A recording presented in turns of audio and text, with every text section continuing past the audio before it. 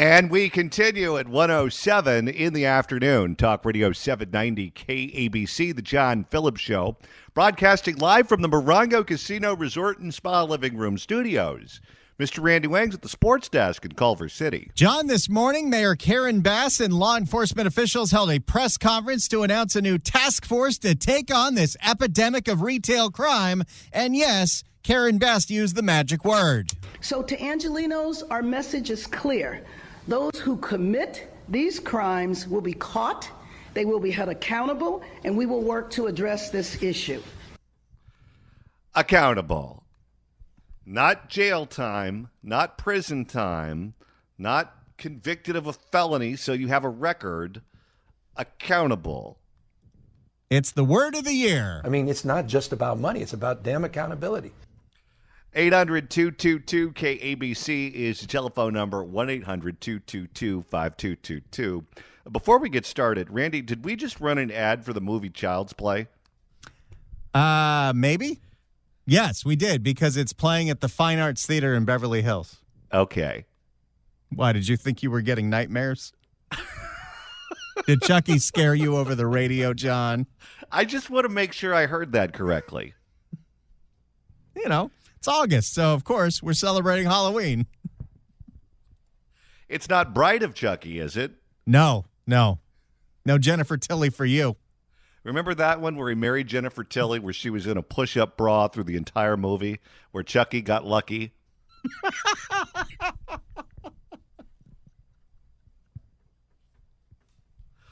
All right. Well, sounds like a fun evening to me. Enough already. All right. It is our pleasure to welcome our next guest to the program. He is the anchor over at Fox 11. You can watch him in the evenings with our pal Marla Tejas and Christine Devine. You can also watch him Friday nights on the only statewide syndicated public affairs program here in the Golden State. It's called The Issue Is. Elex Michaelson. Elex, welcome. Hi, John. It's tough to compete with Chucky, but I'll do my best. I haven't thought about Chucky in a long time, but now I have a feeling I'm going to end up watching one of those movies this weekend. All right, let's start with all these smash and grabs that you have been reporting on this week. And I've got to tell you, as I look at what happened in Glendale, the San Fernando Valley, the Nike store in East LA, and elsewhere, it reminds me of essentially a physical version of what we saw happen with the EDD fraud, where organized crime rings discovered accurately that the state of California is not minding the store.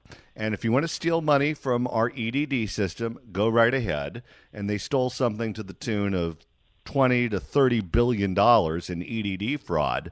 And now they're attempting the physical version of that, which is these flash mobs showing up to stores and taking hundreds of thousands of dollars worth of items.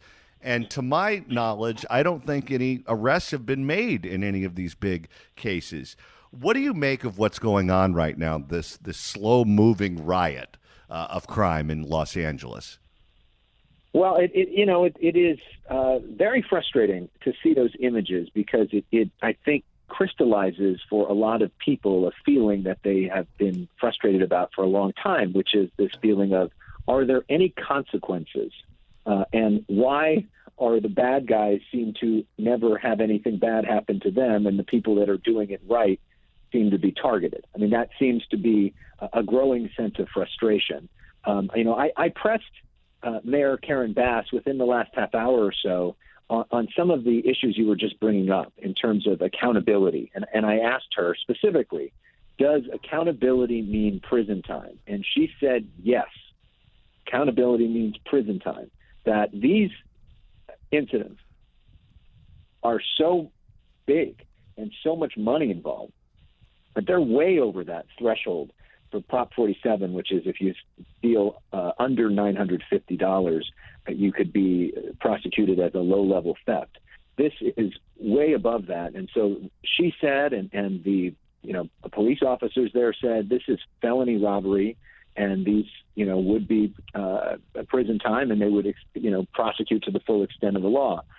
It is interesting, though, and notable that at this task force announcement, which included the mayor and the police chief of L.A. and of Glendale and the L.A. County sheriff and all these folks, L.A. County District Attorney George Gascon was not there.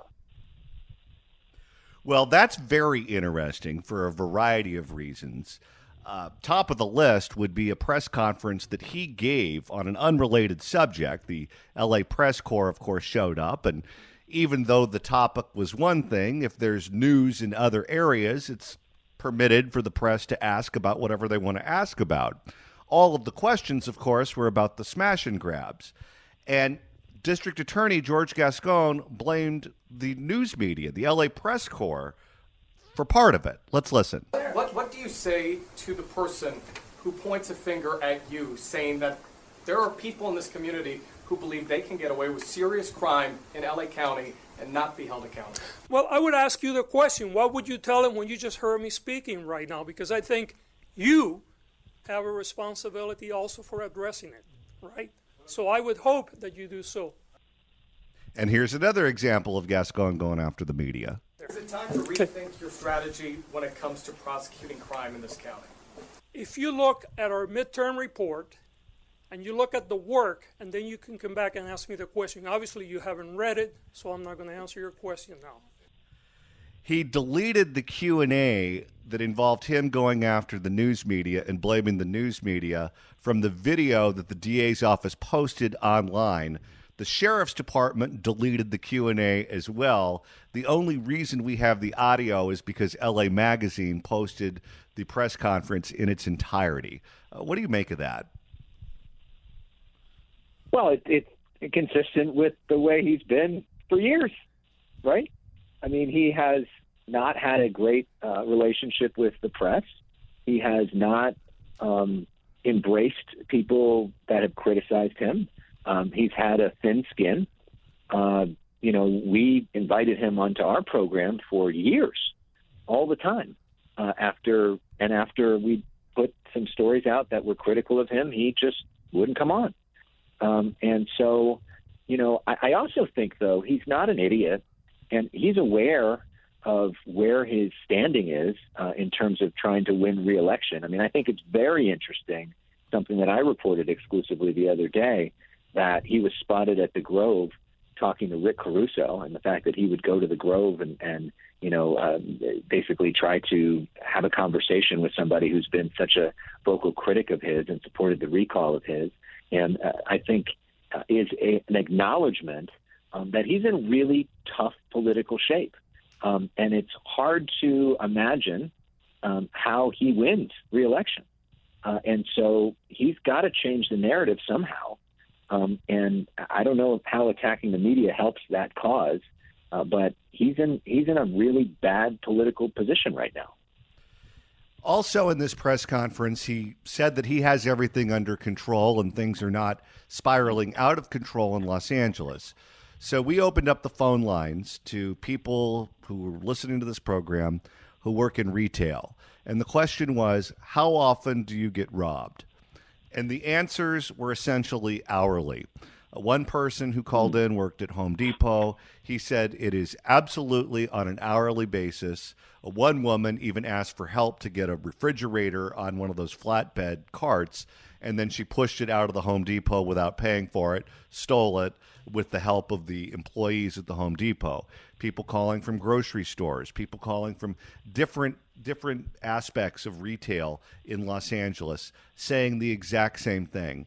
What reaction do you get when you go out and you report from one of these stories where you're talking to people who were there? What are they saying to you? Is it the same thing? Yeah, it's the same thing. I mean, people are frustrated. They feel like homeless people are getting more consideration than they are. They feel like migrants who arrived are getting more consideration than they are.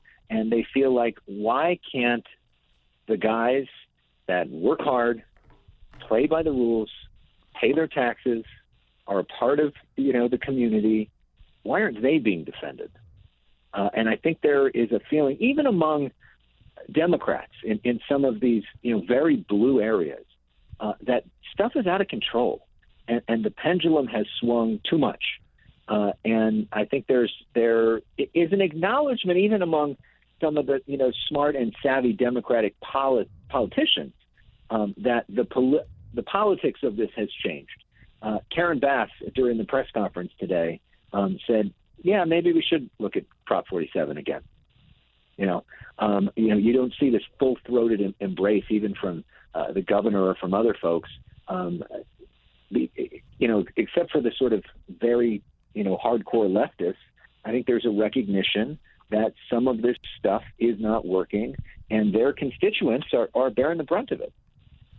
Of all of the elected Democrats in California, which one do you think is most likely to have her sister soldier moment on this? That, of course, was the rapper in the 1990s who was very anti-police, and Bill Clinton, who was then a candidate for president, came out in no uncertain terms and said that what the sister soldier was doing was wrong, and he rebuked him. And, of course, that solidified his really public persona as being a blue dog Democrat, as being a different kind of Democrat than typically runs for national office. Who do you think is most likely to do that on this subject? Well, I think my answer is the same as your answer would be. Who do you think it would be? It's not going to be Gavin Newsom, because Gavin Newsom... No. I think it would be Gavin Newsom. No, he's running for president, and he's running for president in a Democratic primary, whether it's 2024 or 2028, that has changed their calendar. South Carolina, Michigan, Georgia, those are the states that vote first. It's no longer Iowa and New Hampshire like it was for Bill Clinton. And those electorates are very different than Iowa and New Hampshire. I don't see Gavin Newsom as a rich white guy from San Francisco getting involved in that in any way, shape, or form. I think the one most likely to do it is Karen Bass, because I'm sure she's frustrated with the makeup of the LA City Council and the people she has to work with over there on a daily basis. Her signature program, Project Inside Safe with the homeless, is turning out to be a disaster, and now we're on the hook to fix many of these hotels that have been destroyed by the homeless people that have moved in. If any local politician is going to find Jesus on crime and homelessness, I think it's going to be her. Well, and you also look at her policy on the police, right? I mean, she's expanding the police, offering incentive pay, offering a boost in pay. There are a lot of folks on her left, a lot of folks who voted for her on her left, who don't like the police and don't like the fact that she's doing that. But I think Bass is aware that the majority of the city does. And the majority of the city is concerned on this issue. And she's expressed it. I think she expressed this in an interview with our friend Melanie Mason at Politico, that crime is a vulnerable issue for Democrats in California. The Vanity Fair did this whole article about California and crime, and it started with Nancy Pelosi talking about the issue of safety as the biggest vulnerability for Democrats. I think that, though, I agree with you on Karen Bass, and I think she's already doing that. I think, though, that Governor Newsom is aware. I think if he's going to be a successful presidential candidate, he needs to create some distance between himself and the images of homelessness on San Francisco streets and the images of crime in California. And so part of it through policy and part of it through action, and what he says has got to be to try to speak out against some of this stuff. Well, I think he's doing that by changing the subject. He had a press conference yesterday where he talked about libraries and library policies regarding what books would be available in the libraries in California as opposed to other states, which, of course, is one of those national subjects that's talked about on the national programs. He's also been spending a lot of time pushing his constitutional amendment regarding guns. He has not been at the forefront of all of these smash and grabs. It's, to my eye, he's been trying to change the subject. But he's also done. He set up years ago a retail theft task force. I've been out with him a few different times when he was talking about this and meeting with CHP. I mean, that task force, even in just the LA area alone, has recovered $10.8 million worth of goods and done almost 500 arrests. And he has talked about this in different press conferences around the state. It's not issue one, but he's also not been invisible on this. So I don't think that's totally fair. Well, but it's not working. He's not Yeah. preventing any crime. If the CHP is involved, they certainly didn't do anything in Glendale. They didn't do anything in the Valley. They didn't do anything at the Nike store. When he sent the CHP into San Francisco, he made it very clear that they weren't there to proactively fight crime. They were there to essentially be accountants and provide numbers information to the local authorities. I think he loves the appearance of doing something, but accountability is another word that he loves to throw around, where you get to have it both ways. If Gavin Newsom wanted to make this issue front and center, he'd be in Los Angeles right now. He'd be having press conferences with the mayor. He'd be making himself available to people like you and me and anyone else who's covering these stories. But he's in Northern California talking about libraries. It is true. Well, first off, I wouldn't be surprised if that happened sooner rather than later, what you're talking about. But it is true that on certain issues, especially some of these national issues involving red state governors, when he's fired up about something, he can move pretty quickly to get a message out on that issue. Let's go back to Karen Bass here for a second, because I think she's in a unique position. People usually look at being the mayor of LA as a stepping stone to higher office, but that's not really true. Being mayor of LA is where you go for your career to die.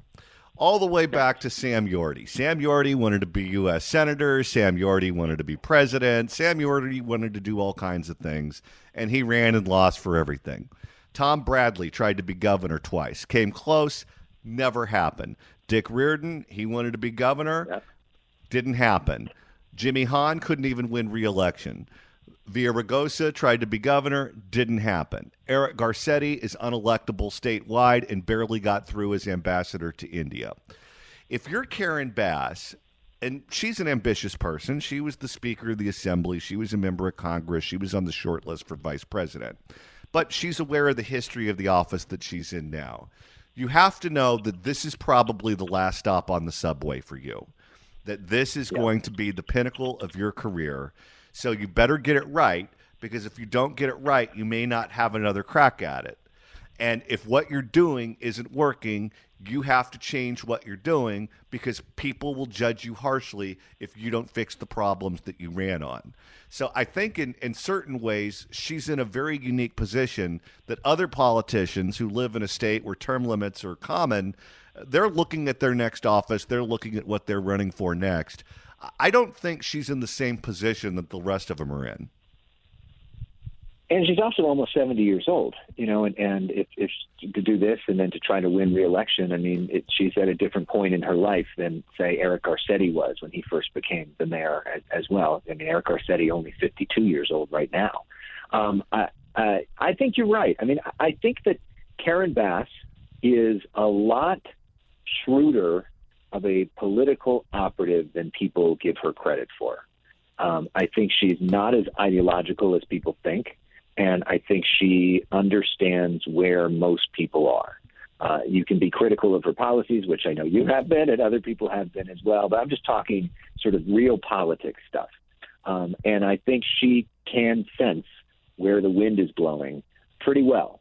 And I think part of the reason that she was so aggressive in getting out there today and wanted to talk to me about this, and she's coming on the issue next week and other things to get the message out, is she's aware of that. And she also is aware that, her former opponent, who could be her future opponent, Rick Caruso, was going on a bit of a media tour, spoke with us and put out a lot of stuff in social media on this issue of retail theft. And I know our clips on that went viral, and he was getting a lot of attention, which I'm sure the Bass team doesn't love to see. Last question before you go. Our pal Carla Marinucci had lunch recently with former San Francisco Mayor Willie Brown. Willie Brown told her at this lunch that Arnold Schwarzenegger is kicking tires on running for the U.S. Senate. And Willie said if he runs, he is the instant favorite. Willie Brown has been in politics for a long time and doesn't do many things by accident. Carla Marinucci has been covering politics for a long time and doesn't do things by accident. I asked her about it, if Willie was having fun with her or if Willie was being serious with her. She believed Willie was being serious with her. What do you make of what Willie had to say? And do you think Arnold Schwarzenegger is going to jump into this race? Well, I love Carla about as much as anybody, but I don't think that Arnold Schwarzenegger is going to jump in this race based off of my own reporting on it. I mean, I reached out to Arnold's team after that happened, and they told me we certainly don't know about this. Now, he ended up announcing his governor's race without telling anybody famously on the Tonight Show, so it's possible that this is in Arnold's thinking. Here's why I don't think it makes sense, because I don't think Arnold Schwarzenegger sees himself as one of 100. Arnold Schwarzenegger sees himself as one of one. I don't think he'd want to be in the Senate as a Republican and like reporting to Mitch McConnell and hanging with Ted Cruz and all. Like, that's not Arnold. And I don't think he really sees himself as a Democrat either to be a part of all of that. I don't think he would be especially effective. I mean, he's also 76 years old. I think life for Arnold Schwarzenegger is pretty good. I think if Arnold could run for president, if the Constitution allowed somebody who wasn't born here to run for president, he probably would be.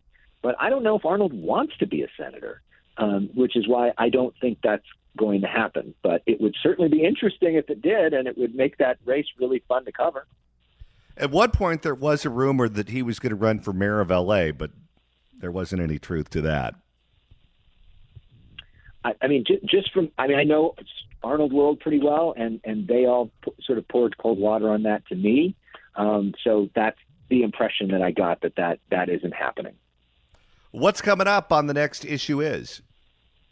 We had a great show this week. I'm going out tonight to the Nixon Library. Vivek Ramaswamy, who I think is one of the most interesting people in the Republican presidential primary. He's climbing in the polls.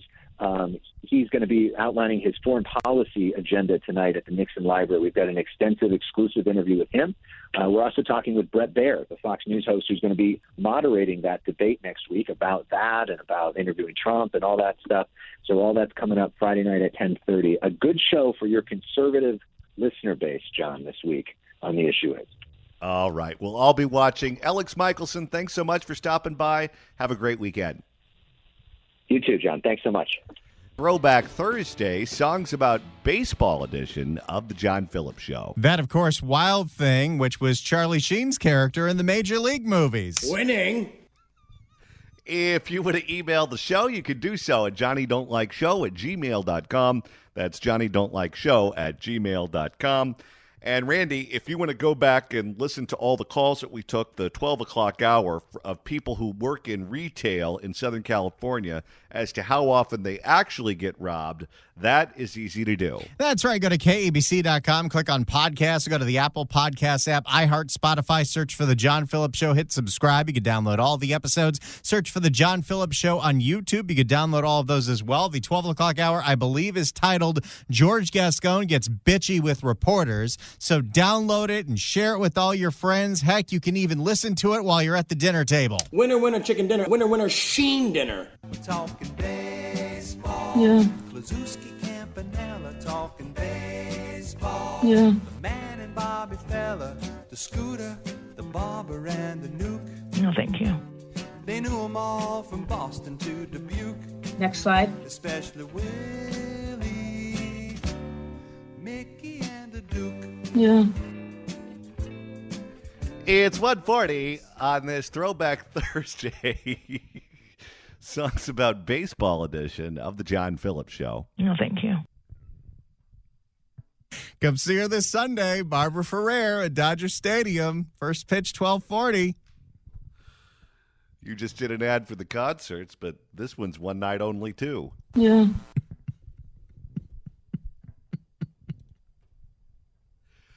800-222-KABC is the telephone number, 1-800-222-5222. Well, we've been spending a lot of time talking about the smash and grabs on this program, and we have some fresh sound from the newly elected mayor of Los Angeles, Karen Bass, on this very subject. That's right. This morning, Karen Bass was in front of a whole bunch of leaders of police agencies, whether it's the LAPD, the Glendale PD. Pretty much everyone was there except for George Gascon as they announce a brand new task force with the CHP to get cracking down on this rampant retail crime. And the first thing Karen Bass wanted to let you know is that what's going on is unacceptable. over just the past week in the city of Los Angeles and in cities and areas surrounding us is unacceptable, and today we are here to announce regional action. Today we're here to announce a multi-agency organized retail crimes task force coordinated between the LAPD, represented today by Assistant Chiefs Choi and Labrada. Couldn't even get more out for this? What was he busy not doing? Kissing Ulysses Hernandez's ass.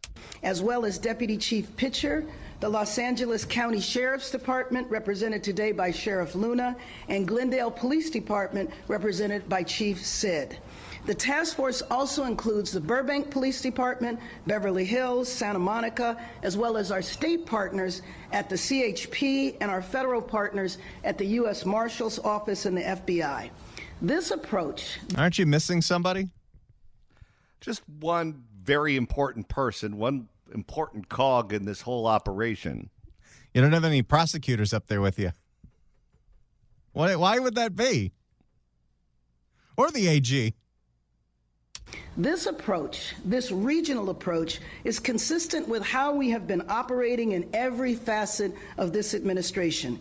Coordinated, unified, and urgent to address the serious issues that we face. You heard that, John? She's going to treat this as seriously as she's treated the homeless problem. Well, I'm sure we'll have it all taken care of then. Here's Karen Bass saying the magic word of the day. Our number one job is to keep Angelenos safe and to feel safe. When incidents of brazen theft and robbery occur, it shatters that feeling of safety. These are not victimless crimes, especially in the case where Angelenos are attacked through force or fear. No Angeleno should feel like it is not safe to go shopping in Los Angeles. No entrepreneur should feel like it's not safe to open a business in Los Angeles. And she takes this personally. Let's not forget when she was running for mayor, her house got broken into and someone stole her guns. Multiple guns. So to Angelenos, our message is clear. Those who commit these crimes will be caught, they will be held accountable, and we will work to address this issue. There's the key word, accountability. You know, it's too bad Paul Rubens died, because on the old Pee Wee's Playhouse, whenever the word of the day would be uttered, that's when everyone would go bonkers. I feel like if we were to take the Pee Wee's Playhouse approach to this, anytime a politician says the word accountable, we would all go bonkers. Yeah, and everyone listening to this show would get a headache. That's true. Now, Karen Bass is here to make some big promises. And I just want to say the leaders behind me, this is not the first time they've come together with a task force to address issues like this. They did it when it seemed like there were follow-home robberies every day in 2021. There was concentrated, aggressive, and a collaborative approach. A similar task force was formed, and after arrests were made, these robberies essentially stopped. That's exactly what will happen this time. You heard her. This is going to stop. But you need someone to prosecute them. You can make all the arrests you want. If there's nothing that's done with it, then it doesn't matter. Karen Bass also has some advice to anybody that's shopping and witnesses this rampant theft. Now, I have a word for Angelenos who find themselves in a store during one of these operations. Do not take the law into your own hands. Be safe. Call 911 and stay clear. Many times people's first reaction, as I learned from our chief that you'll hear from Glendale, instead of taking your phone out to take pictures, take your phone out and call 911. Yeah, right. Who's going to pay attention to that? It's going up on YouTube immediately. You know, and the tech-savvy kids, they know how to do both at the same time. You can call 911 and still get your video for World Star Hip Hop. Now, Johnny, occasionally we have to play this game here. Is Karen Bass at a press conference about how the city's falling apart, or is she at an award ceremony? I again want to thank the leaders behind me for standing together to address this issue. If there's any subject where they don't deserve to have their backs patted, it's this one. Let's listen to it and pretend we are at the Oscars. I again want to thank the leaders behind me for standing together to address this issue. We're all doing such a great job. I'd like to thank Harvey Weinstein for all that he's done for my career. Roman Polanski, and not to forget John Benet Ramsey. Thank you very much. And again, I want to be clear. This is just one way we are addressing public safety. We've allocated more money for our police department in the budget. We're also working to help LAPD address hiring and recruitment with the new contract. And all of these efforts are because the partnerships with leaders from the City Council and I look forward to continuing to work together, because again, the number one job for myself and other elected officials is to keep Los Angeles and Angelenos safe. Then, of course, it came time for question and answers. And the first, second, and third question were all about, hey, how come Gascon's not here? And by the way, her first priority is not to keep us safe. Her first priority is to make sure we don't blame her. If you're feeling down, if you're feeling blue, let's get help for you. If you'd like to email the show, you can do so at johnnydon'tlikeshow@gmail.com. That's johnnydon'tlikeshow@gmail.com. And Randy, you're monitoring the mailbag. Well, Will writes in at johnnydon'tlikeshow@gmail.com responding to the exciting news that this Sunday Barbara Ferrer will be throwing out the first pitch at the Dodger game at 12:40 in the afternoon. Yeah. Will says, are they going to unearth the fake doctor's coffin from under the pitcher's mound so she can climb out for the first pitch? That would be quite an introduction. She could enter the stadium the same way the professional wrestler, The Undertaker, used to enter the arena. No, thank you. Would be appropriate. It would get everyone's attention, that's for sure. If you have any interest in going to that game, it's this Sunday. The first pitch is at 12:40. And be loud and be proud and tell Barbara Ferrer exactly what's on your mind. Now, what does she do after she throws out the first pitch? Does she just retire to a seat and watch the game? Or does she perform other duties there? You know, they have that famous peanut salesman who throws the bag of peanuts behind his back and over his shoulder and across the aisle if you buy a bag of peanuts from him. Maybe she could do that too. No, thank you. She'd be great at that. Next slide. All right, we've got one more hour coming up on the John Phillips Show. Don't you go anywhere. This is Talk Radio 790 KABC.